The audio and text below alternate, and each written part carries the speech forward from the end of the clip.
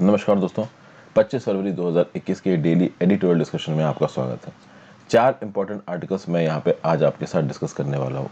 पहला आर्टिकल जो मैं आपको डिस्कस करूँगा वो है the structural fragility of union territories. Puducherry में क्या हुआ ये आप सबको पता है। यहाँ पे आपको फोटो में नजर आ रहे हैं वी नारायण स्वामी जी। कुछ दिन तक पहले तक ये चीफ मिनिस्टर थे पुदुचेरी के। अब इनको रिजाइन करना पड़ा है क्योंकि ये कॉन्फिडेंस मोशन नहीं जीत पाए। इनफैक्ट कॉन्फिडेंस मोशन होने से पहले ही इन्होंने रिजाइन कर दिया। इन्होंने अपनी इज्जत बचाई। इनको पता था कि ये मेजोरिटी प्रूव नहीं कर पाएंगे। अब हमारे देश के संविधान में ये जो यूनियन टेरिटरीज बनती हैं, और पहली बात तो इन यूनियन टेरिटरीज में लेजिस्लेचर का प्रावधान क्यों किया गया, पहले इस चीज को देखेंगे। और मान लीजिए आपने लेजिस्लेचर का प्रावधान कर भी दिया तो जिस हिसाब से आपने लेजिस्लेचर का प्रावधान किया है ना, वो फ्लॉड है। क्योंकि उससे जो डिजायर्ड आउटकम थे, जिस वजह से बेसिकली देखिए यूनियन टेरिटरी के लोग डेमोक्रेसी में इन्वॉल्व होकर अपने रिप्रेजेंटेटिव्स को चुन पाए, इसीलिए यूनियन टेरिटरीज को अपना खुद का लेजिस्लेचर दिया गया था। लेकिन जिस प्रकार से सेंटर और लेफ्टिनेंट गवर्नर या फिर एडमिनिस्ट्रेटर इंटरफेयर करता है किसी लेजिस्लेचर के फंक्शनिंग में, उससे जो ओरिजिनल आप कह सकते हो एम्स थे संविधान के, वो पूरे नहीं हो रहे। इन सब चीजों के बारे में हम लोग इस आर्टिकल में बात करेंगे। जब आर्टिकल में बात करूंगा तो आपको एक एक पॉइंट समझाऊंगा। फिर बेल एज राइट, यहां पे बात की गई है कि अनलॉफुल एक्टिविटीज प्रिवेंशन एक्ट के अंदर अगर आपके ऊपर इल्जाम लगाए गए हैं तो आपको बेल नहीं मिल सकती। बहुत मुश्किल है बेल मिलना। लेकिन यहाँ पे एक पोएट है वरवर राव, भीम कोरेगांव केस के चलते ये जेल में बंद है, 82 साल के हैं। इनको अभी बेल दी गई है ऑन मेडिकल ग्राउंड्स। तो basically unlawful activities prevention act के अंदर बेल देना नहीं देना, क्या सही है क्या गलत है, जुडिशरी का क्या बोलना है, केंद्र सरकार का क्या बोलना है, नेशनल इन्वेस्टिगेशन एजेंसी का क्या बोलना है, इसके बारे में यहाँ बात की गई है। इस आर्टिकल को देखेंगे। Next article scientific disinterest. देखिए रिसेंटली हमारे यूनियन हेल्थ मिनिस्टर हर्षवर्धन साहब और साथ साथ उनके जो कैबिनेट कलीग हैं नितिन गडकरी, जो मिनिस्ट्री ऑफ हाईवेज हैं, तो बेसिकली ये दोनों लोग एक प्रेस कॉन्फ्रेंस में नजर आए। उस प्रेस कॉन्फ्रेंस में बाबा रामदेव पतंजलि आयुर्वेदा की एक जो दवाई है ना कोरोनिल, इसको प्रमोट करते हुए नजर आ रहे थे। अभी Coronil is not a proven cure of कोविड-19। कोरोनिल बस एक ऐसी दवाई है जो कि आपकी इम्यूनिटी को बूस्ट करेगी, ऐसा बोला जाता है, और कोरोना के खिलाफ आपको थोड़ी प्रोटेक्शन प्रोवाइड कर सकती है। हालांकि साफ साफ लिखा है कि this is not a covid treatment. तो ऐसी दवाइयां जो कि सीधे सीधे कोविड-19 की ट्रीटमेंट में इस्तेमाल नहीं हो सकती, उनके प्रमोशन में हमारे कैबिनेट मिनिस्टर्स क्यों नजर आ रहे हैं? क्योंकि हमारे कैबिनेट मिनिस्टर्स अगर कहीं नजर आते हैं तो कहीं ना कहीं ऐसा नजर आता है कि भाई जिस चीज में वो पार्टिसिपेट कर रहे हैं वो सरकार का ऑफिशियल स्टैंड है। तो क्या कोरोनिल को प्रमोट करना सरकार का ऑफिशियल स्टैंड है? इस पे एक बहुत बड़ा सवालिया निशान है यहाँ पे। तो इस चीज के बारे में बात की गई, इसको देखेंगे। और फाइनली एक और बहुत इंपॉर्टेंट आर्टिकल है एडल्ट्री एज मिसकंडक्ट। देखिए अगर आप किसी ऑल इंडिया सर्विस में या स्टेट सर्विस में या सेंट्रल सर्विस में, आपके ऊपर एक मॉरल कोड ऑफ कंडक्ट लगता है। उसी प्रकार से आप आर्मी में जवान हो अंडर आर्मी एक्ट, तो भाई आपके ऊपर एक अनबिकमिंग कंडक्ट ना करने का एक मॉरल ऑब्लिगेशन है, डिसग्रेसफुल कंडक्ट ना करने का एक मॉरल ऑब्लिगेशन है। तो आप किसी भी गवर्नमेंट सर्विस में हो, आपके ऊपर कुछ कोड ऑफ कंडक्ट्स लागू होते हैं। चाहे आप ग्रुप बी सर्वेंट हो, चाहे आप ग्रुप ए सर्वेंट हो, चाहे स्टेट की ग्रुप ए ग्रुप बी हो, चाहे आर्मी नेवी कहीं पे भी हो। अब यहां पे बात की जा रही है एडल्ट्री की, और एडल्ट्री में भी प्रिसाइसली मैं ये बोलूंगा कि बात इस चीज की हो रही है कि मान लीजिए एक मैरिड मैन है और वो इलिसिटली किसी दूसरी वुमन के साथ अफेयर चलाता है, या फिर एक मैरिड वुमन है वो इलिसिटली किसी दूसरे मैन के साथ चक्कर चलाती है या अफेयर चलाती है। तो ऐसे केसेस में ठीक है, एडल्ट्री के प्रावधान किस प्रकार से लागू होंगे? वैसे तो देखिए adultery is an immoral thing, लेकिन क्या आप एडल्ट्री के बेसिस पे एक इंसान के ऊपर डिपार्टमेंटल प्रोसीडिंग चला सकते हो?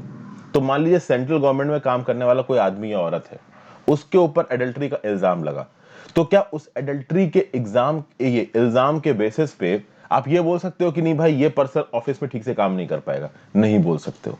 लेकिन जब आप पहुंच जाते हो आर्म्ड फोर्सेस में, आर्मी में अगर आप एडल्ट्री करते हो तो वो अनबिकमिंग कंडक्ट का हिस्सा बन जाता है।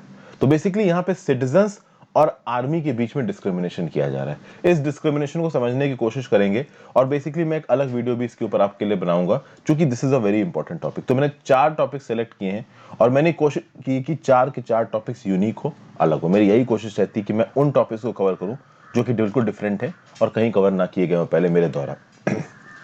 तो आगे बढ़ने से पहले वीडियो पे लाइक का बटन दोस्तों। अगर अब तक आपने इस वीडियो को शेयर नहीं किया है, इस चैनल को शेयर और सब्सक्राइब नहीं किया तो कर दीजिए। ज्वाइन बटन दबा के आप हेल्प कर सकते हैं। एनसीईआरटी 6 से 12 कि सारी important polity, history, geography, science की किताब मैं बना रहा हूँ आपके लिए, इकॉनमी इंक्लूडेड। तो आप ज्वाइन बटन दबा के हेल्प कर सकते हो। इंस्टाग्राम पे फॉलो कर लीजिए, टेलीग्राम ग्रुप को ज्वाइन कर लीजिए इस पर्टिकुलर लेक्चर की पीडीएफ के लिए और मेरे लेक्चर्स के नोटिफिकेशंस के लिए, क्योंकि यूट्यूब सारे लेक्चर्स के नोटिफिकेशन नहीं भेजता। अब यहाँ पे ये पूरा का पूरा टॉपिक न्यूज़ में इसलिए है क्योंकि पुदुचेरी की लेजिस्लेटिव असेंबली हुआ ये कि बहुत सारे कांग्रेस एमएलएस ने एकदम से रिजाइन किया। और सबसे खास बात दोस्तों यहाँ पे ये है कि इस प्रकार का जो ट्रेंड है कि जो एमएलएस हैं वो रिजाइन करते हैं, ये बहुत बार देखा गया है। ये 2019 में कर्नाटका के केस में भी देखा गया है, कहीं ना कहीं ये राजस्थान में भी देखा गया है। तो बेसिकली बात ये है कि अगर आप बात करते हो हाउस से रिजाइन करने की, आप लेजिस्लेटिव असेंबली के मेंबर हो, आप लोकसभा के मेंबर हो, आज राज्यसभा के मेंबर हो, स्टेट लेजिस्लेटिव काउंसिल के मेंबर हो, फर्क नहीं पड़ता। आपके पास राइट है कि आप रिजाइन कर सकते हो अपनी पोस्ट से, ठीक है। लेकिन आर्टिकल 192 ऑफ द कॉन्स्टिट्यूशन ये बोलता है कि रेजिग्नेशन शुड बी वॉलंटरी और जेन्युइन। या तो आपका वॉलंटरी रेजिग्नेशन होना चाहिए या जेन्युइन रेजिग्नेशन होना चाहिए। और अगर स्पीकर को लगता है कि आपका रेजिग्नेशन वॉलंटरी नहीं है या जेन्युइन नहीं है, तो स्पीकर आपका रेजिग्नेशन ना एक्सेप्ट करे, ये भी हो सकता है। समझ गया बात को। बेसिकली हुआ क्या है यहाँ पे कि जब भी ये इस तरीके के एमएलएस रिजाइन करते हुए नजर आते हैं ना, वो कुछ इस प्रॉपर मिक्सचर में रिजाइन करते हैं कि सरकार गिर जाए। बेसिकली ये रेजिग्नेशंस होते हैं रूलिंग पार्टी से, किसी एक स्टेट में एक रूलिंग पार्टी से रेजिग्नेशन होते हैं, और वो रूलिंग पार्टी सेंटर की रूलिंग पार्टी से अलग होती है। यानी कि बीजेपी के अपोजिशन में जो पार्टीज हैं, उन पार्टीज जहां जहां पे भी उन्होंने अपनी रूलिंग सरकार बना रखी है, उनके एमएलएस रिजाइन करते हैं और बिल्कुल उस मिक्स में रिजाइन करते हैं कि वो मेजोरिटी में ना रह पाए। इससे दो चीजें होती हैं। पहली चीज तो ये होती है कि उस पर्टिकुलर पार्टी की उस स्टेट में या उस यूनियन टेरिटरी में सरकार गिर जाती है। दूसरी, जो एमएलएस रिजाइन कर रहे हैं वो डिफेक्शन लॉ से भी बच रहे हैं। समझिए बात को। अगर वो एमएलए रह के अपोजिशन पार्टी में ज्वाइन कर लेते हैं, बीजेपी ज्वाइन कर लेते हैं, तो ऐसे केसेस में उनके ऊपर 10th शेड्यूल की प्रोसीडिंग्स आ जाएंगी, एंटी डिफेक्शन लॉ आ जाएगा। दूसरा, उनकी पब्लिक इमेज खराब होगी, तो उनका पॉलिटिकल कैरियर खत्म हो सकता है। तो यहाँ पे एक पॉलिटिकल सुविधा दी गई उनको कि हाँ भाई, तुमको कुछ करोड़ रुपया दे रहे हैं, तुम बस रिजाइन कर दो, रिजाइन करके साइड हो जाओ, बाद में तुम हमारी पार्टी ज्वाइन कर लेना। समझ गया बात को। तो ये चीजें यहाँ पे होती नजर आ रही है और ये ट्रेंड सही नहीं है। क्योंकि आप एमएलए बने किसी एक पर्टिकुलर पार्टी से, अब आप दूसरे पार्टी के लालच में आके उस ओरिजिनल पार्टी को छोड़ रहे हो, उससे सरकार गिर रही है, ये बिल्कुल भी सही नहीं है। एक्चुअली में आप ये डेमोक्रेसी के अगेंस्ट काम कर रहे हैं। एक प्रॉपर प्लानिंग से डेमोक्रेसी को तोड़ने वाली बात यहाँ पे निकल के आती है। और इस तरीके के जो पैटर्न है वो पहले भी बहुत देखने को हमको मिले हैं, ये तो मैंने अभी आपको बताया ही। ठीक है, अभी जो पुदुचेरी में हुआ इसका बहुत ट्रेमेंडस पॉलिटिकल सिग्निफिकेंस है। यहाँ पे यूनियन टेरिटरीज के रिस्पेक्ट में जो कॉन्स्टिट्यूशनल प्रोविजंस हैं, इनको समझना बहुत जरूरी है।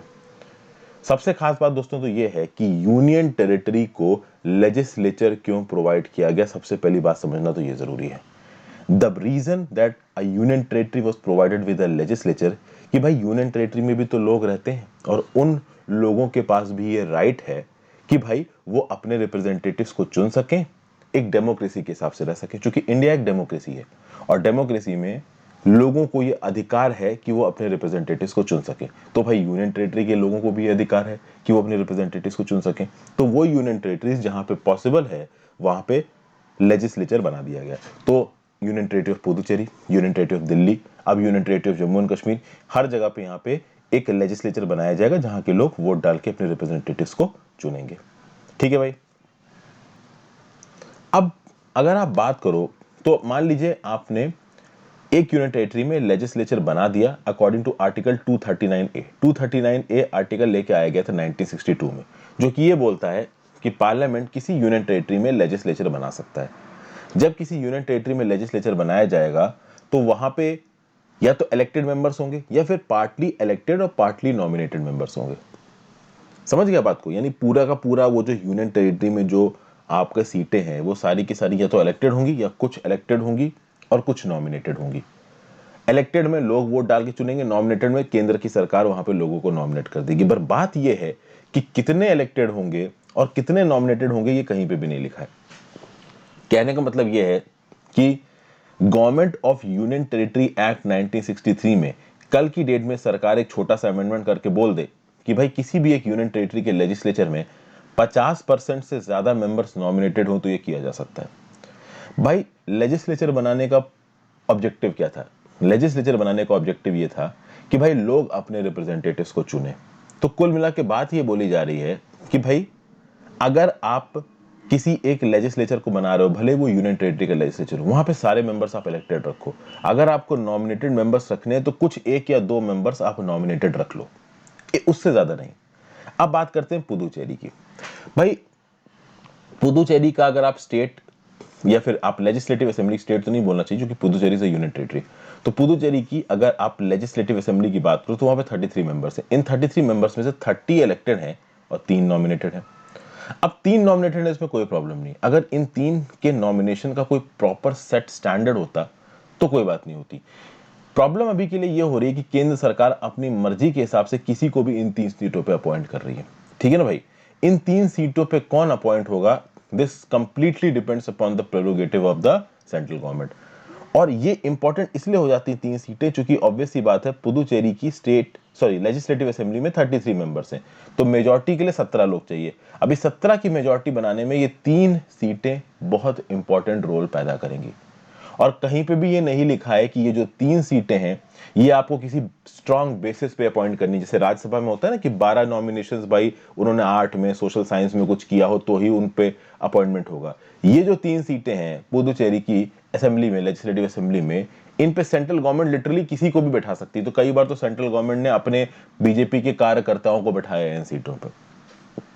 ठीक है? तो यूनियन गवर्नमेंट ने जब पिछली बार इलेक्शंस हुए थे, ठीक है, अभी तो 2021 में इलेक्शंस होने वाले थे, पिछली बार 2016 में इलेक्शंस हुए थे, उस समय पे कांग्रेस जीती थी। मतलब कांग्रेस के पास 15 का सपोर्ट था और उसने थोड़ा बहुत बाहर से सपोर्ट लेके सरकार बना ली थी। पहले भी ये बात उठाई गई है कि ये जो 3 बीजेपी मेंबर्स को अपॉइंट किया गया है पुदुचेरी की लेजिस्लेटिव असेंबली में, ठीक है ना, ये भाई बिना सरकार से बातचीत किए अपॉइंट किया गया है। इसको कोर्ट में चैलेंज किया था पुदुचेरी की सरकार ने कि भाई 33 मेंबर्स हैं अगर पुदुचेरी की लेजिस्लेटिव असेंबली में, तो ये 3 मेंबर्स तो सरकार के साथ बातचीत करके अपॉइंट करना चाहिए ना। केंद्र सरकार किसी को भी अपॉइंट कर रही है। तो इसके चलते जो पुदुचेरी की सरकार है वो चलेगी सुप्रीम कोर्ट में। सुप्रीम कोर्ट ने के Lakshmi Narayan versus union of India 2019 में डिसीजन सुनाया कि अगर पुदुचेरी की असेंबली में 3 मेंबर्स को अपॉइंट करना है, 3 मेंबर्स को नॉमिनेट करना है एक्चुअली में, तो उसके लिए स्टेट गवर्नमेंट के साथ डिस्कशन करने की जरूरत नहीं है। दूसरी चीज, ये जो नॉमिनेटेड मेंबर्स हैं ये इलेक्टेड मेंबर्स की तरफ वोट डालेंगे। तो चाहे कॉन्फिडेंस मोशन पे बात हो रही हो, चाहे नो कॉन्फिडेंस मोशन पे बात हो रही हो, ये जो 3 मेंबर्स हैं जिनको केंद्र सरकार अपॉइंट करती है, ये कॉन्फिडेंस मोशन पे भी वोट डाल सकते हैं, नो कॉन्फिडेंस मोशन पे भी वोट डाल सकते हैं, लिटरली किसी भी चीज पे वोट डाल सकते हैं। तो सरकार को कॉन्फिडेंस देने में, सरकार को मेजॉरिटी देने में या सरकार को मेजॉरिटी से हटाने में ये 3 मेंबर्स रोल प्ले करेंगे। सबसे पहली बात तो ये थी कि पुदुचेरी की लेजिस्लेटिव असेंबली में जो कांग्रेस की सरकार थी वो ये नहीं चाहती थी कि ये जो 3 सीटें हैं उनसे बातचीत के बिना अपॉइंट की जाए, क्योंकि उनको पता है कि जो केंद्र की सरकार है बीजेपी की, वो अपने मेंबर्स को अपॉइंट कर देगी और उनके मेंबर्स उनके लिए वोट करेंगे। तो जो स्टेट गवर्नमेंट की, कांग्रेस की जो पोजीशन है वो कमजोर हो जाएगी। इसलिए वो सुप्रीम कोर्ट गए थे। सुप्रीम कोर्ट में जाके उन्होंने बोला कि भैया पहली चीज, फर्स्ट चीज, कि अगर इन 3 सीटों पे आप अपॉइंटमेंट कर रहे हो तो स्टेट गवर्नमेंट के साथ डिस्कस करो। सुप्रीम कोर्ट ने बोला कि नहीं, कोई जरूरत नहीं स्टेट गवर्नमेंट के साथ डिस्कस करने के लिए, सेंट्रल गवर्नमेंट अपने हिसाब से अपॉइंटमेंट कर सकती है। दूसरी चीज कि भाई ये जो 3 मेंबर्स हैं ये नॉमिनेटेड है, इनको आप इलेक्टेड मेंबर्स जैसा दर्जा ना दो। तो no confidence motion, confidence motion जैसी चीजों पे ये लोग वोट ना कर पाए। सुप्रीम कोर्ट ने बोला नहीं, ये वोट करेंगे। तो केंद्र, ये जो राज्य की सरकार थी, जो पुदुचेरी की सरकार थी अंडर नारायण स्वामी जी, जो कि सुप्रीम कोर्ट में गई थी इस मुद्दे को लेकर, सुप्रीम कोर्ट में ज्यादा उनको मदद मिली नहीं। अब यहां बात की जा रही है नॉमिनेशन की। देखिए, नॉमिनेशन इंडियन लेजिस्लेचर में कोई नया नहीं है। आपको पता है राज्यसभा में भी 12 मेंबर्स का नॉमिनेशन होता है और वो नॉमिनेशन होता है आर्टिकल 81 सब क्लॉज ए के हिसाब से। लेकिन इसी आर्टिकल 80 का क्लॉज 3 क्या बोलता है कि भाई जिन 12 लोगों को आप नॉमिनेट कर रहे हो राज्यसभा में, वो कुछ पर्टिकुलर फील्ड से होने चाहिए जहां पे आप उसको नॉमिनेट करोगे। तो बेसिकली राज्यसभा का जो नॉमिनेशन है ये सर्टेन पैरामीटर्स के हिसाब से, तो रेखा, सचिन तेंदुलकर, इस प्रकार के लोग नॉमिनेट होते हैं जिन्होंने कहीं ना कहीं सोसाइटी को किसी तरीके से कंट्रीब्यूट किया है, ताकि ये मेंबर्स अपने एक्सपर्टीज को यहाँ पे ला सके। लेकिन प्रॉब्लम ये है कि पुदुचेरी की लेजिस्लेटिव असेंबली में जो नॉमिनेशन हो रहा है उसके लिए आर्टिकल 239 ए में किसी भी प्रकार का कोई क्वालिफिकेशन नहीं लिखा है, ना ही government of union territories act में किसी प्रकार का कोई क्वालिफिकेशन लिखा है। तो इस हिसाब से यूनियन गवर्नमेंट हैफेजेड मैनर में इन 3 सीटों पे किसी को भी अपॉइंट कर देती है, जो कि सही नहीं है। ये बात यहाँ पे पॉइंट आउट करने की कोशिश की जा रही है। तो यूनियन गवर्नमेंट अपने मन मर्जी किसी के हिसाब से अपॉइंट कर देगा। सुप्रीम कोर्ट ने भी इस चीज में यूनियन गवर्नमेंट का सपोर्ट कर दिया। सुप्रीम कोर्ट ने भी बोल दिया कि हाँ भाई, जो सेंट्रल गवर्नमेंट है वो अपनी मन मर्जी किसी को भी नॉमिनेट कर सकती है, और ये नॉमिनेटेड मेंबर्स भी confidence motion, no confidence motion, हर चीज के ऊपर वोट कर पाएंगे। तो बेसिकली इन सब चीजों के आधार पर देखा जाए तो आप ये देखो कि यूनियन टेरिटरीज कभी भी पूरी डेमोक्रेटिक तरीके से काम नहीं कर सकते, उनके पास कभी भी पूरी ऑटोनॉमी नहीं होगी। समझिए बात को, यहां पे ये सब चीजें क्यों बोली जा रही हैं, क्योंकि यहां पे सिर्फ नॉमिनेटेड मेंबर्स का इशू नहीं है, इशू ये है कि यूनियन टेरिटरी को पूरी तरीके से कौन चलाएगा। देखिए, कभी भी जो लेजिस्लेटिव असेंबली होती है ना यूनियन टेरिटरी की, वो उसको पूरी तरीके से नहीं चलाती है। किसी यूनियन टेरिटरी में अगर लेजिस्लेचर है भी, तो भी वो लेजिस्लेचर अगर कुछ स्टेप्स ले, उन स्टेप्स में रोड़ा बन के खड़ा हो सकता है वहां का एडमिनिस्ट्रेटर या वहां पर लेफ्टिनेंट गवर्नर। अगर लेफ्टिनेंट गवर्नर और एडमिनिस्ट्रेटर को कोई भी स्टेप सरकार का पसंद नहीं आ रहा है, तो वो इस स्टेप को प्रेसिडेंट को रेफर कर देगा और रोड़ा पैदा करेगा। इसके लिए आर्टिकल कौन कौन से हैं, तो section 44 of the government of union territories act and article 239 double A clause 4 proviso to the constitution क्या बोलता है, vest the power in the administrator, administrator बोल लीजिए या लेफ्टिनेंट गवर्नर बोल लीजिए, पुदुचेरी के केस में ये थी किरण बेदी जी।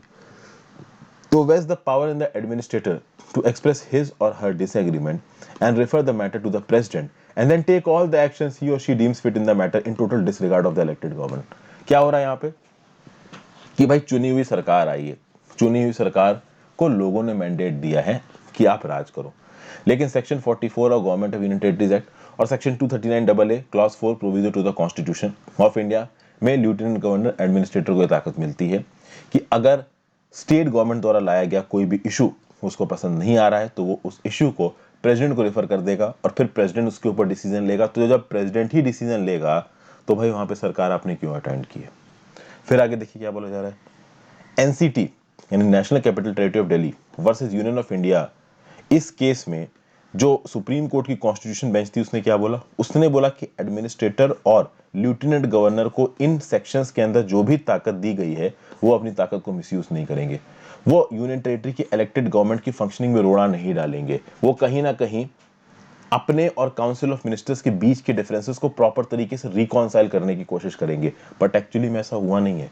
किरण बेदी और वी नारायण स्वामी जी के जो झगड़े थे वो बहुत ओपन में थे, और फाइनली क्या हुआ, फाइनली ये हुआ कि V Narayanasamy chief minister को प्रेसिडेंट से अपील करना पड़ा कि लेफ्टिनेंट गवर्नर को आप निकालो। लेफ्टिनेंट गवर्नर को तो निकाल तो दिया गया, लेकिन आपको पता है कि ना पॉलिटिकल गेम्स में किरण बेदी जैसे लेफ्टिनेंट गवर्नर बस एक पॉन की तरह इस्तेमाल किए जाते हैं, क्योंकि डिसीजंस तो ऊपर लिए जा रहे हैं कैबिनेट में, नीचे बस इंप्लीमेंट कर रही थी किरण बेदी, और किरण बेदी को अभी उनकी पोस्ट से हटा दिया गया। ठीक है ना, कल की डेट में किसी और इंपॉर्टेंट पॉलिटिकल अपॉइंटमेंट को किरण बेदी जी को अपॉइंट कर दिया जाएगा। सरकार इस प्रकार से लोगों को इस्तेमाल करती है। ठीक है, ये उनके सिपाही हैं, लेकिन जो कुछ भी हुआ है ये देखिए सही नहीं है। जो चीज गलत है वो चीज गलत है, उस चीज को गलत बोलने में कुछ भी गलत नहीं है। ठीक है भाई, तो ये सब बातें यहाँ बताई जा रही। तो यूनियन टेरिटरी की गवर्नमेंट में के काम करने में क्या इश्यूज हैं, इसको हमने यहाँ पे समझने की कोशिश करी है। नेक्स्ट आर्टिकल पे आते हैं, bail as right laws however stringent can not be allowed to trump basic rights. यहाँ पे बात की जा रही है एक पोएट की जिनका नाम है वरावर राव। देखिए, 6 महीने की बेल ग्रांट की गई है वरावर राव जी को। किस केस में, भीम कोरेगांव केस में। कौन से ग्राउंड्स पे, मेडिकल ग्राउंड्स पे। किसने ग्रांट की है, बॉम्बे हाई कोर्ट ने ग्रांट की है। अब प्रॉब्लम यह है कि इनको डिटेन किया गया है under unlawful activities prevention act. और मैं आपको एक चीज बता दूं, अनलॉफुल एक्टिविटीज प्रिवेंशन एक्ट में बेल नहीं मिलती है। बहुत ही स्ट्रिंजेंट लॉ है, ठीक है ना, एक एंटी टेररिज्म किस्म का आप इसको लॉ बोल सकते हो। और एंटी टेररिज्म लॉ वाले केस में भी अगर यहां पे बेल दे दी गई वरावर राव को, तो इससे क्या पता चलता है, इससे पता चलता है कि कहीं ना कहीं भले ही एंटी टेररिज्म लॉ कितना भी स्ट्रांग हो, कितने भी उसके प्रोविजन स्ट्रिंजेंट हो, तब भी एक प्रिजनर्स के कॉन्स्टिट्यूशनल राइट्स उसको बेल दिला सकते हैं। यहां पे अगर आप बात करो तो वरावर राव जी के हालात काफी खराब हैं। नेशनल ह्यूमन राइट्स कमीशन की बात कर लीजिए, बड़े बड़े जो एनजीओ के आप फंक्शनरीज उनकी बात कर लीजिए, सबने मिस्टर वरावर राव के फेवर में बात की। चूंकि 82 साल के हैं, इनको काफी सारी बीमारियां हैं, हालात इनके बहुत खराब हैं। ठीक है, पहले तो नानावती हॉस्पिटल में इनका इलाज चल रहा था, अब इनको किसी सुपर स्पेशलिटी हॉस्पिटल में शिफ्ट किया जाएगा इनका इलाज करने के लिए। इस बेल के अगेंस्ट अपनी पिटीशन फाइल कर रहा था national investigation agency. National investigation agency ने बोला कि भाई आप मेडिकल ग्राउंड्स पे बेल नहीं दे सकते अगर ऑलरेडी उस प्रिजनर का इलाज एक गवर्नमेंट हॉस्पिटल में चल रहा हो। नानावती हॉस्पिटल में ऑलरेडी इलाज चल रहा है मिस्टर वरावर राव का, तो नेशनल इन्वेस्टिगेशन एजेंसी का यही बोलना है कि देखिए, जब उस पर्टिकुलर पर्सन का इलाज ऑलरेडी चल रहा है किसी गवर्नमेंट हॉस्पिटल में, तो उसको किसी मल्टी स्पेशलिटी हॉस्पिटल में इलाज कराने के लिए अब बेल नहीं दे सकते। हाई कोर्ट ने बोला तुम कौन हो, हम बेल दे सकते हैं। यहां पे नेशनल इन्वेस्टिगेशन एजेंसी ने जो भी अपना व्यू पॉइंट दिया था, वो व्यू पॉइंट दिया था under section 43D clause 5 of the unlawful activities prevention act. क्या बोला गया? If the accusation against a person is prima facie true, any bail given on health grounds would open up flood gates to similar petitions. मतलब यहां पे ये जो Bombay high court ने वरावर राव को बेल दी है अनलॉफुल एक्टिविटीज प्रिवेंशन एक्ट के अंदर, इसके चलते हो सकता है कि अनलॉफुल एक्टिविटीज प्रिवेंशन एक्ट के अंदर बाकी लोग जो जेल में बंद हो, उनकी पिटीशंस भी यहाँ पे बॉम्बे हाई कोर्ट के पास आए। और बॉम्बे हाई कोर्ट ने मिस्टर वरावर राव की पिटीशन को माना है under article 21 of the Indian constitution. ठीक है भाई, यहां पे बॉम्बे हाई कोर्ट ने क्या बोला? A constitutional court can not be a mute spectator to the under trial being sent to prison and then to government hospital where his health deteriorates further to be ultimately shifted to private super speciality hospital upon intervention of courts. मतलब कि यहां पे Bombay high court चुप नहीं बैठ सकती। अगर यहां पे वरावर राव की हालात ठीक रहते, भले वो नानावती हॉस्पिटल गवर्नमेंट हॉस्पिटल में जा रहे थे, तो जेल हॉस्पिटल के बीच का जो सफर था वरावर राव का चालू था। अगर भैया सरकारी हॉस्पिटल में जाने में उनकी तबीयत सही हो रही होती तो सब कुछ वेल एंड गुड था, हम बेल नहीं देते। लेकिन उनकी तबीयत बिगड़ रही है, तो चूंकि उनकी तबीयत बिगड़ रही है इसलिए हमको मदद करनी पड़ेगी, हमको बेल देनी पड़ेगी। और भाई कहीं ना कहीं यहाँ पे बेल दे दी है, किसने? बॉम्बे हाई कोर्ट ने। तो यहाँ पे चूंकि सरकारी हॉस्पिटल में उनकी तबीयत सही नहीं हो रही थी, तो तबीयत सही करने के लिए प्राइवेट हॉस्पिटल में इलाज करा लें, इसकी बात बेल दे दी गई। चलिए भाई, यानी यहाँ पे आर्टिकल 21 की जीत हुई है और एक पर्सन को भले ही आपने draconian and unlawful activities prevention act के अंदर बंद किया है, तो भी उसको बेल मिल सकती है। अब अगर आप बात करो तो यूएपीए के अंदर बेल को कई बार डिनाई किया जाता है। It became a water light embargo since the supreme court in 2019 gave a ruling that made it nearly impossible for anyone arrested under UAPA to be released on bail unless the accused could demonstrate that the charges against them were prima facie untrue। कुल मिला के क्या बोला जा रहा है कि unlawful activities prevention act के अगर प्रोविजंस किसी के ऊपर इंपोज किए जाते हैं, उसको बेल मिलनी बहुत मुश्किल हो जाती है। ये बात खुद सुप्रीम कोर्ट ने इंश्योर की। सुप्रीम कोर्ट ने 2019 में बोला कि अनलॉफुल एक्टिविटीज प्रिवेंशन एक्ट के अंदर अगर किसी को अरेस्ट किया गया है, तो ऐसे केसेस में उसको बेल केवल एक केस में मिल सकती है कि वो जो एक्यूज्ड है वो सामने सामने साबित कर दे कि उसके ऊपर जो भी इल्जाम लगाए गए हैं वो गलत है। अगर वो साबित कर देता तभी उसको बेल मिलेगी, नहीं तो वो जेल में बंद रहेगा पेंडिंग कन्विक्शन। और अनलॉफुल एक्टिविटीज प्रिवेंशन एक्ट के अंदर जो आप कह सकते हो केस है, बहुत लंबे खींचते हैं। लेकिन रिसेंटली ये देखने को मिला है कुछ जुडिशियल डिसीजन से कि अनलॉफुल एक्टिविटीज प्रिवेंशन एक्ट के अगेंस्ट भी आपको बेल मिल सकती है। यहां पे देखिए, सुप्रीम कोर्ट पहले कुछ अपने डिसीजन से ये भी बोल चुका है, prolonged incarceration without any possibility of an early completion of trial could be a ground for granting bail. साफ साफ यहां पे सुप्रीम कोर्ट क्या बोल रहा है कि भाई देखिए, ये सही बात है कि एक इंसान के ऊपर कितना भी बड़ा इल्जाम लगाओ उसको बेल देना सही नहीं है, लेकिन अगर आपने इल्जाम लगाया है तो आप इल्जाम की इन्वेस्टिगेशन करिए। तो इन्वेस्टिगेशन आपकी 5 साल चल रही है, 10 साल चल रही है, 15 साल चल रही है, 20 साल चल रही है, और उस समय तक वो पर्सन जेल में बंद पड़ा है, ये नहीं चल पाएगा।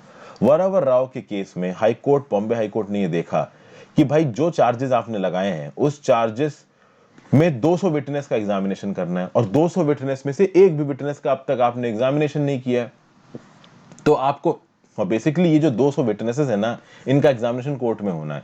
एनआईए की चार्जशीट आने में प्रॉब्लम हो रही, तो मतलब कुल मिला के इन्वेस्टिगेशन और ये जो हियरिंग प्रोसेस है ये बहुत लंबा खींचता है। और ये जो लंबा खींचने वाला इन्वेस्टिगेशन और हियरिंग वाला प्रोसेस है, ये प्रोलॉन्ग्ड इनकार्सरेशन करता है उस पर्टिकुलर पर्सन को जो जेल में बंद पड़ा है।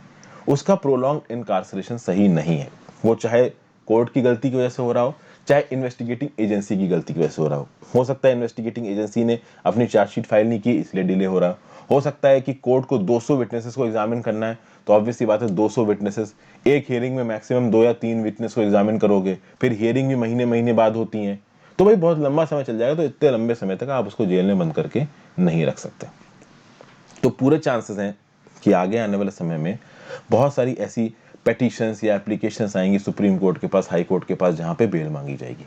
अब देखते हैं वहां पे बेल देते हैं कि नहीं देते हैं। फिर यहाँ पे जो ऑक्टोजेनेरियन पोएट है, ऑक्टोजेनेरियन मतलब 80 से 90 साल के बीच में, इनका जो टेम्परेरी रिलीज है, कहीं ना कहीं भीम कोरे गांव में जो दूसरे लॉयर्स और एक्टिविस्ट बंद हैं उनके अगेंस्ट भी बेल लाने की बात करेगा। देखिए, भीम कोरे गांव केस को सरकार ने किस तरीके से देखा। सरकार ने इस तरीके से देखा कि ये जो लॉयर्स हैं, ये एक्टिविस्ट हैं, ये जो बड़े बड़े एनजीओ चलाने वाले लोग हैं, ये मॉइस्ट के साथ मिलके कॉन्स्टिट्यूशनली इलेक्टेड सरकार को ओवरथ्रो करने की कोशिश कर रहे हैं, और इसके लिए इनको पकड़ के जेल में डाल दिया। भीम कोरेगांव केस इसीलिए इतना सेंसिटिव हो गया। अब प्रॉब्लम यह है कि 31 दिसंबर 2017 को ये जो इवेंट हुआ था, इसके चलते जो भी प्रोवोकेटिव स्पीचेस दी गई थी उसके बाद पकड़ के जब लोगों को बंद किया गया, तो भाई अब ऑलमोस्ट 2018, 2019, 2020 3 साल पूरे निकल चुके हैं। 2021 में एंट्री मार चुके हैं। 3 साल से ज्यादा हो चुका है। तो जब 3 साल से ज्यादा हो चुका है तो आप ट्रायल को आगे भी तो बढ़ाओ। कोई एक्सपीडिशियस ट्रायल नहीं हो रहा है, और ट्रायल एक बार पूरा हो जाता है तो ये पता चल जाती है कि हाँ भाई कौन गिल्टी है, कौन गिल्टी नहीं है। तो अगर जो गिल्टी है उसको भाई उसकी जैसा अगले बंद कर दो, जो गिल्टी नहीं है उसको छोड़ दो। तुमने फालतू ही ट्रायल को रोक के उनको बंद कर रखा है, ये सही नहीं है। This is a problem. ठीक है भाई, ये चीजें यहां पे बताई जा रही हैं। आगे बात करते हैं किसकी, नेक्स्ट आर्टिकल। नेक्स्ट आर्टिकल है साइंटिफिक डिसइंटरेस्ट। फिर इस आर्टिकल में बहुत सिंपल सी खबर है दोस्तों। यूनियन मिनिस्टर हर्षवर्धन ये पहुंच गया कोरोनिल को प्रमोट करने के लिए। कोरोनिल एक आयुर्वेदिक पिल है जिसको प्रमोट किया है बाबा रामदेव के पतंजलि आयुर्वेद ने। अब ये काफी ऑब्जेक्शनेबल है। रीजन क्या है कि देखिए, कोरोनिल क्या है, this is a concoction of common herbs. ठीक है, वो हर्ब्स जो कि आयुर्वेदा में आइडेंटिफाई किए गए। जून 2020 से ही कहीं ना कहीं कोशिश रही है बाबा रामदेव की और इनडायरेक्टली सरकार की कि कोविड-19 मैनेजमेंट प्रोटोकॉल में कैसे न कैसे करके कोरोनिल को घुसेड़ दो। यहां पे अगर आप डॉक्टर हर्षवर्धन की बात करो तो भाई कैबिनेट मिनिस्टर हैं, और ये अपने कैबिनेट कलीग नितिन गडकरी के साथ एक प्रेस कॉन्फ्रेंस में पार्टिसिपेट कर रहे थे, जहां पे कहीं ना कहीं पतंजलि कोरोनिल को सपोर्ट कर रहा है, कोरोनिल को प्रमोट कर रहा है। ये गलत है। क्यों गलत है? क्योंकि भाई देखिए, कोरोनिल एक अप्रूव्ड कोविड-19 की ड्रग नहीं है। तो जब कोरोनिल एक अप्रूव्ड ये कोविड-19 की ड्रग नहीं है, तो सरकार के जो कैबिनेट मिनिस्टर्स हैं वो किसी एक ऐसे फंक्शन में पार्टिसिपेट करें जहां पे इस प्रकार की ड्रग को प्रमोट किया जा रहा है, वो सही नहीं है। और टेक्निकली अगर आप देखो तो मिस्टर हर्षवर्धन ये खुद एक डॉक्टर हैं, सर्जन है, ईएनटी सर्वेंट। तो एक ईएनटी सर्जन, एक डॉक्टर खुद किसी ड्रग को प्रमोट करे, ये उसके कोड ऑफ एथिक्स के अगेंस्ट है। प्लस यहाँ पे कुछ और बहुत सी कंट्रोवर्शियल बातें हैं। शुरुआत में अगर आप बात करो तो बाबा रामदेव ने इस बात को एंडोर्स किया था कि उनका जो प्रोडक्ट है ये डब्ल्यूएचओ से अप्रूव्ड है, डब्ल्यूएचओ के द्वारा एंडोर्स्ड है। बाद में डब्ल्यूएचओ के साउथ ईस्ट एशिया ऑफिस ने ट्वीट किया कि भाई उन्होंने ना रिव्यू किया है और ना ही सर्टिफाई किया है effectiveness of any traditional medicine for the treatment of कोविड-19। तो क्या बाबा रामदेव झूठ बोल रहे थे? बाबा रामदेव एक तरफ ये बोल रहे हैं कि कोरोनिल को एंडोर्स किया है डब्ल्यूएचओ ने, डब्ल्यूएचओ का साउथ ईस्ट एशिया का ऑफिस बोल रहा है कि हमने किसी भी प्रोडक्ट को एंडोर्स नहीं किया। मतलब झूठी बातें यहाँ पे फैलाई जा रही हैं। दूसरी बात, कोरोनिल को यहाँ पे इंडिया का एपेक्स ड्रग रेगुलेटर प्रमोट कर रहा है एज सपोर्टिंग कोविड ट्रीटमेंट। देखिए, कोविड ट्रीटमेंट नहीं है, this is not recommended for solving covid but supporting treatment. Supporting treatment कैसे? अभी बॉम्बे म्युनिसिपल कॉर्पोरेशन वाले जब कोविड फैल रहा था अगस्त सितंबर के लगभग पे, एक गोली बांट रहे थे। वो इम्यूनिटी बूस्टर था, हो सकता है कोई आयुर्वेदिक गोली रही हो। देखिए, आयुर्वेदिक गोलियां गलत नहीं होती हैं। आप उनके खा के कहीं ना कहीं वो आपको नुकसान नहीं पहुंचाएंगी, वो आयुर्वेदिक गोलियां हैं। तो आप ये बोलो कि हाँ भाई वो इम्यूनिटी बूस्टर है। तो इम्यूनिटी बूस्टर तो बहुत सारी चीजें होती हैं। प्याज एक इम्यूनिटी बूस्टर है, ठीक है ना भाई। आप अच्छी हरी सब्जियां खाओ, वो इम्यूनिटी बूस्टर है। रफेज एक इम्यूनिटी बूस्टर है। रोज सुबह उठ के 1 किलोमीटर दौड़ो, इम्यूनिटी बूस्टर है। उसी प्रकार से कुछ खाने पीने की चीजें इम्यूनिटी बूस्टर हो जाती है। लेकिन यहाँ पे कोरोनिल को इम्यूनिटी बूस्टर के साथ एक प्रकार का सपोर्टिंग कोविड ट्रीटमेंट देना चीजों को कॉमर्शियलाइज करने के बराबर है, चीजों को बेचने के बराबर है, पैसा कमाने के बराबर है, जो कि कोविड को अगर आप पैसों से जोड़ो वो सही नहीं है। उसके बाद यहाँ पे कुछ और बातें कही गई हैं। ऐसा नहीं कि इस कोविड, ये जो कोरोना इसकी टेस्टिंग नहीं हुई, इस टेस्टिंग को 95 लोगों पे किया गया है। अब आपको पता है 95 लोगों में कुछ लोगों को ऐसे डुप्लीकेट मेडिसिन दी जाती है और कुछ लोगों को रियल में कोरोनिल दी गई। तो जिन 45 लोगों को रियल में कोरोनिल दी गई, ऐसा बोला गया कि बाद में वो तुरंत कोविड-19 निगेटिव हो गए। लेकिन अब बात यह है कि माइल्ड और एसिम्टोमेटिक केसेस अगर किसी को है कोरोना के, ज्यादातर लोग तो वैसे ही क्योर हो रहे हैं, तो इस बात की क्या गारंटी थी कि वो कोरोनिल से क्योर हो गए? समझ गया आप बात को? तो बेसिकली यहाँ पे बोला ये जा रहा है कि अच्छा, और भी बहुत सी, जैसे आईसीएमआर ने शुरुआत में हाइड्रोक्लोरोक्विन, इस प्रकार की भी बहुत सी दवाइयां थी, ठीक है, जिनको एज अ प्रमोट किया अल्टरनेटिव फॉर कोरोना वैक्सीन। जो कि आप देखो सितंबर, अगस्त, अक्टूबर के समय पे कोई कोरोना की वैक्सीन नहीं आई थी, तो लोगों के अंदर अर्जेंसी थी उस समय पे, इंडिया में भयंकर तरीके से फैल रहा था, तो कोई भी मेडिसिन देनी थी तो हाइड्रोक्लोरोक्सिन और एक दो और मेडिसिन उस समय पे ट्राई की जा रही थी, तो उस समय पे भी कोरोनिल को भी सपोर्ट करने की बात की जा रही थी, लेकिन वो प्रॉपर मेडिसिन नहीं है, ठीक है ना। हाइड्रोक्लोरोक्सिन जैसी जो मेडिसिन हैं वो नॉर्मल निमोनिया और आपको अगर सर्दी खांसी जुकाम है तो इस तरीके की चीजों को सॉल्व कर सकती हैं, बट वो कोरोना की वैक्सीन नहीं है। उसी प्रकार से कोरोनिल कोरोना की वैक्सीन नहीं है। तो इसको अगर आपको प्रमोट करना है तो promote is at a immunity boosters, और जब सरकारी कैबिनेट मिनिस्टर्स इसको प्रमोट करते नजर आते हैं, then that is a matter of thinking, then that is a matter of consideration. ये सब बातें यहाँ पे बोली जा रही हैं। नेक्स्ट आते हैं किस पे? Adultery as misconduct, supreme court must delineate some critical definitions.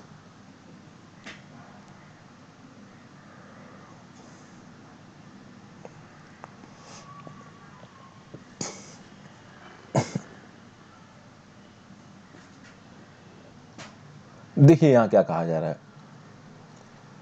अगर आप किसी भी सिविल सर्वेंट की बात करो, वो civil servant member of all India services हो सकता है, स्टेट सर्विसेज का मेंबर हो सकता है, सेंट्रल सर्विसेज का मेंबर हो सकता है, ये सारे members they are governed by a moral code of conduct, ठीक है भाई। अगर आप बात करो आर्मी ऑफिसर्स की, जवान्स की, तो उनके ऊपर आर्मी एक्ट लगता है। ऑल इंडिया सर्विसेज के ऊपर और AIS कंडक्ट रूल्स लगते हैं।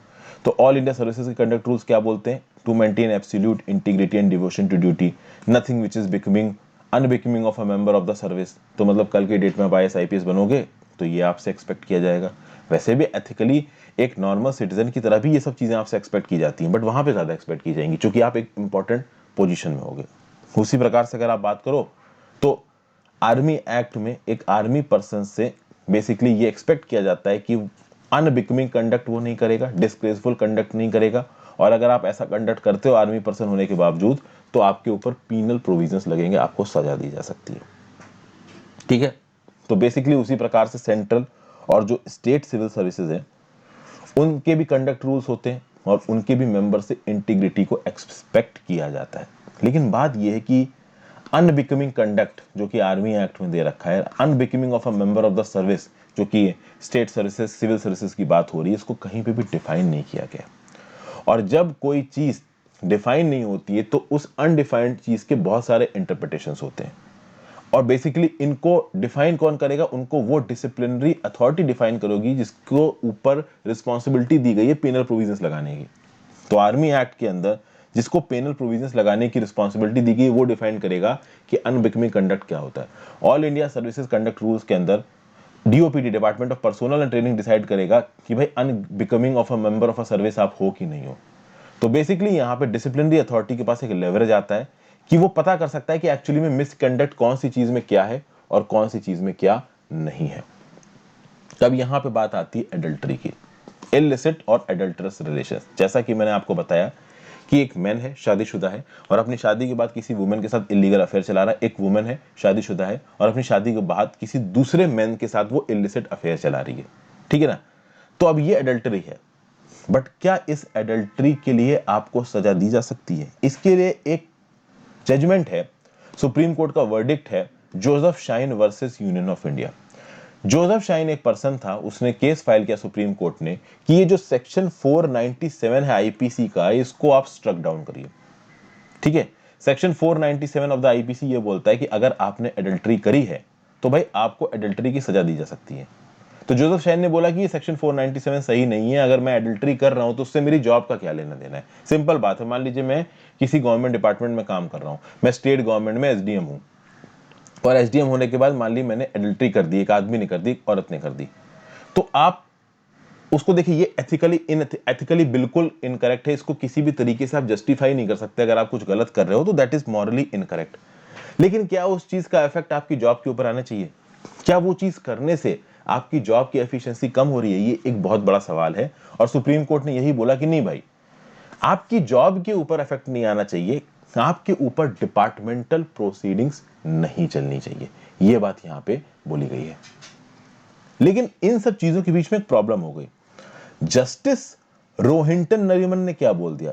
जस्टिस रोहिंटन नरीमन ने बोल दिया कि आर्म्ड फोर्सेस के ऊपर ये जो अनबिकमिंग कंडक्ट है, इस अनबिकमिंग कंडक्ट में एडल्ट्री इंक्लूडेड है। तो अगर आप ऑल इंडिया सर्विसेज के मेंबर हो, स्टेट सर्विसेज के मेंबर हो, सेंट्रल सर्विसेज के मेंबर हो, आप एडल्ट्री करते हो तो आपके ऊपर सेक्शन 497 एप्लीकेबल नहीं होगा।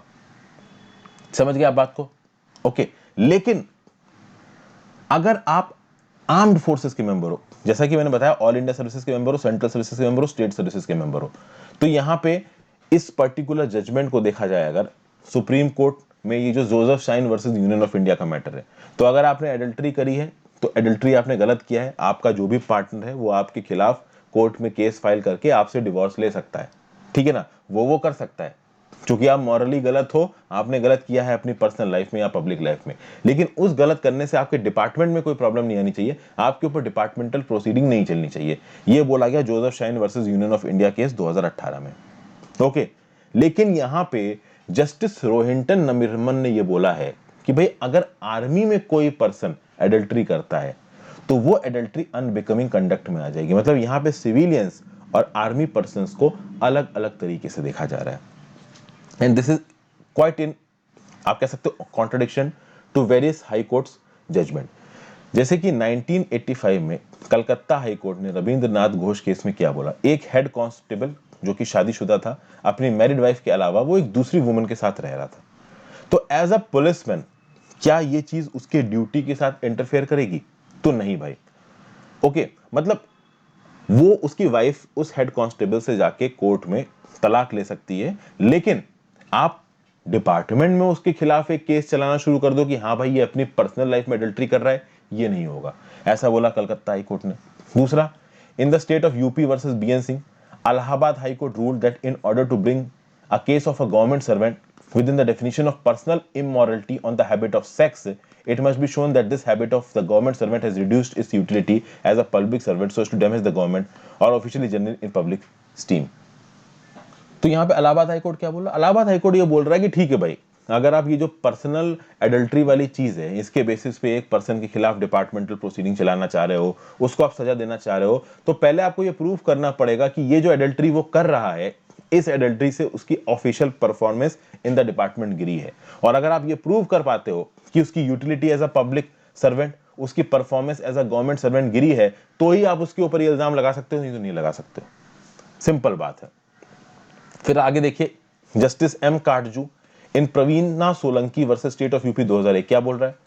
Unless an employ does some act which interferes with his her official function, then ordinarily whatever she does in his or her life cannot be regarded as misconduct. Unless an employee does some act which interferes with his or her official function, then ordinarily whatever she does in his or her life cannot be regarded as misconduct. मतलब जब तक आप ऐसा कुछ नहीं करते जो सीधे सीधे आपके ऑफिशियल फंक्शन के साथ इंटरफेयर कर रहा है, तब तक आपको इस बात के लिए रिस्पॉन्सिबल नहीं माना जाएगा कि आपने अपनी पर्सनल लाइफ में कुछ इमोरल किया, मतलब एडल्ट्री जैसी कोई चीज करी है। ये बात यहां पे बोली जा रही है। इनफैक्ट जोसेफ शाइन वाले इस केस के बाद राजस्थान हाई कोर्ट ने Mahesh Chandra Sharma versus state of Rajasthan 2019 में क्या बोला? No employer can be allowed to do moral policing on its employees which go beyond the domain of his public life. मतलब कोई भी डिपार्टमेंट अपने एम्प्लॉयज के अगेंस्ट मॉरल पुलिसिंग नहीं कर सकता, ठीक है ना। मतलब कि उसकी जो पब्लिक लाइफ है, एज अ गवर्नमेंट सर्वेंट वो जो काम करता है आके, सिर्फ वहां पे आप उसके कंडक्ट को देख सकते हो। वो अपने पर्सनल लाइफ पे अगर कुछ गलत काम कर रहा है तो उसके कंडक्ट को नहीं देख सकते। उसके पर्सनल लाइफ में अगर कुछ गलत होता है तो देखिए क्या लिखा है, the same would however not be a ground for initiating departmental proceedings by the employer and it be best left for the person who may be affected to take remedy. मतलब किसी एक मैन ने एक illicit relationship किया है, तो वो जो वुमेन है जो कि अफेक्ट हो रही है, उसकी वाइफ, वो रेमेडी ले सकती है through proper divorce proceedings. Similarly एक वुमेन ने अगर ऐसा कुछ किया है तो वो मैन ले सकता है, लेकिन उनके खिलाफ डिपार्टमेंटल प्रोसीडिंग नहीं चलेंगी। ये बात राजस्थान हाईकोर्ट ने बोली जोसेफ फाइन केस के पास। तो जब इतने सिविल सर्विसेज वाले लोगों के अगेंस्ट एडल्ट्री को एक क्राइम नहीं माना जा रहा है, डिपार्टमेंट प्रोसीडिंग्स के लिए नहीं ठहराया जा रहा है रिस्पॉन्सिबल, पीनल प्रोविजंस नहीं लगाए जा रहे, तो आर्मी पर्संस के ऊपर क्यों लगाए जा रहे हैं? Adultery is applicable on army persons, ऐसा क्यों बोला जा रहा है? ठीक है ना भाई। और इस मैटर को अभी के लिए constitution bench of the supreme court को रेफर कर दिया गया है। सुप्रीम कोर्ट की कॉन्स्टिट्यूशन बेंच बैठेगी और देखेगी कि क्या ये जो आर्म्ड फोर्सेस एक्ट के अंदर ये जो अनबिकमिंग कंडक्ट वाली जो चीज है उसके अंदर एडल्ट्री आती है, क्या एडल्ट्री के लिए सजा दी जा सकती है, डिपार्टमेंटल सजा दी जा सकती है आर्मी पर्सनल्स को। इसके ऊपर काफी बातचीत चल रही है और बेसिकली आर्मी पर्सनल्स के अगेंस्ट ये डिस्क्रिमिनेशन क्यों किया जा रहा है, इसके ऊपर मैं एक अलग से भी वीडियो आपके लिए बनाऊंगा दोस्तों। तो ये कुछ यूनिक टॉपिक्स थे जो आज मैंने आपके साथ डिस्कस किए हैं। आशा करता हूं आपको पसंद आए हो। अपने व्यू पॉइंट नीचे कमेंट बॉक्स में जरूर दीजिएगा। Thank you for watching, have a great day, good bye. Video को लाइक जरूर कर देना और शेयर कर देना अपने दोस्तों के साथ।